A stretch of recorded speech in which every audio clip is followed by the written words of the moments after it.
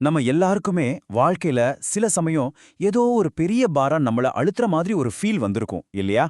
அந்த சுமையில இருந்து எப்படி வெளியே வர்றது? அதுக்கான ஒரு வழி இருக்கா? வாங்க, இன்னைக்கு அத பத்தி தான் நம்ம பார்க்க போறோம். கொஞ்சம் யோசிச்சு பாருங்களேன். ஏன் சில நேரங்கள்ல வாழ்க்கை இவ்ளோ பாரமா தெரியுது? சில சமயம் எந்த காரணமும் இருக்காது. ஆனா மனசுக்குள்ள ஒரு கனமான உணர்வு இருந்துகிட்டே இருக்கும். அது எங்கிருந்து தான் வருது? இப்போ நீங்க பாக்குற இந்த ஒரு படம் தான் நம்மளோட இந்த முழு பயணத்துக்கும் ஒரு வழிகாட்டி மாதிரி. பாருங்க, ஒரு பக்கம் சுமைகளால சூழப்பட்ட ஒரு வாழ்க்கை, இன்னொரு பக்கம் முழுமையான விடுதலை. இந்த ரெண்டு நிலைக்கும் நடுவுல இருக்கிற அந்த பாதையத்தான் நாம இன்னைக்கு தெரிஞ்சுக்க போறோம். சரி, நாம சுமக்கிற சுமைன்னு சொல்றோமே, அது நிஜத்துல என்னதான்? வாங்க, அத முதல்ல புரிஞ்சுக்கலாம். இந்த படத்துல ஒருத்தர் ஒரு பெரிய மூட்டைய சுமந்துட்டு போறார் பாத்தீங்களா? அது மாதிரி தான் நாமளும் நம்மளோட ஆன்மீக பாரத்தை, அதாவது பாவ மூட்டைகளை சுமந்துட்டு இருக்கோம். நாம செய்யற ஒவ்வொரு சின்ன தப்பும், ஒவ்வொரு தேவையில்லாத செயலும் இந்த மூட்டையோட எடையை இன்னும் அதிகமாகிட்டே போகுது. வெறும் செயல்கள் மட்டும் இல்லைங்க, நாம பேசுற ஒவ்வொரு வீண் பேச்சும் கூட இந்த சுமையை கூட்டுது. படத்துல காட்டுற மாதிரி அந்த தேவையில்லாத வார்த்தைகள் ஒரு கரும்பு புகை மாதிரி நம்மள சுத்தி ஒரு வட்டத்தையே உருவாக்கிடுது. இந்த சுமையோட தாக்கம் வெளியே மட்டும் இல்ல, உள்ளுக்குள்ளேயும் ரொம்ப ஆழமானது. நம்ம மனசுக்குள்ள ஒரு பெரிய குழப்பத்தையே இது உருவாக்கிடும்.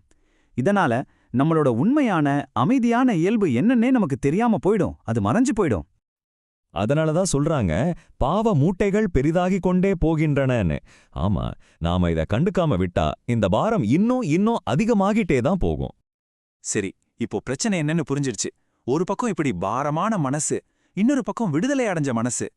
இந்த பாரமான நிலையிலிருந்து விடுதலை அடைஞ்ச நிலைக்கு நாம எப்படி போறது? அதுக்கான வழி என்ன? வாங்க பார்க்கலாம். இப்போ நாம விடுதலைக்கான அந்த பாதைய பத்தி பார்க்க போறோம். தியானத்தோட சக்தி எப்படி இந்த பாரத்தை எல்லாம் கரைக்குதுன்னு தெரிஞ்சுக்கலாம். இந்த எல்லா சுமைகளையும் கரைக்கிறதுக்கு நமக்கு கொடுக்கப்பட்டிருக்கிற தெளிவான வழி தியானம். ஆமாங்க, தியானம் தான். ஆனா இது எப்படி ஆரம்பிக்குது?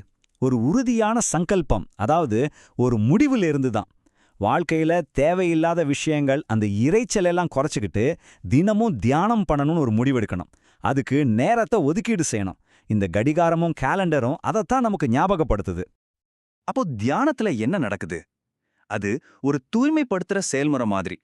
நம்ம மனசுல இருக்கிற தேவையில்லாத எண்ணங்களை எல்லாம் அது கொஞ்சம் கொஞ்சமா அழிச்சு நம்ம மனச அதோட இயல்பான தூய்மையான நிலைக்கு கொண்டு வருது.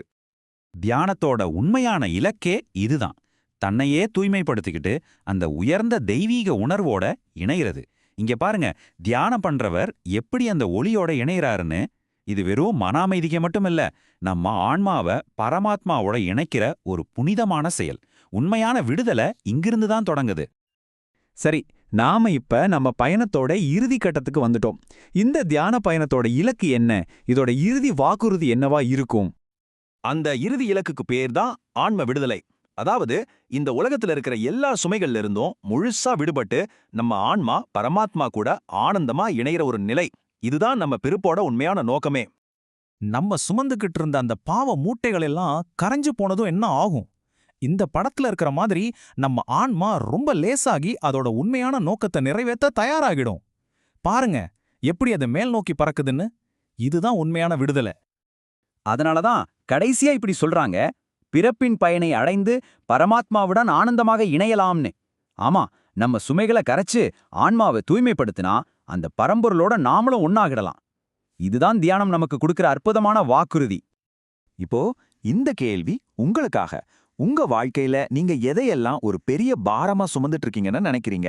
உங்களோட சொந்த விடுதலையை நீங்க அடையணும்னா அதுல எதை நீங்க கீழே இறக்கி வைக்க தயாரா இருக்கீங்க? கொஞ்சம் யோசிச்சு பாருங்க.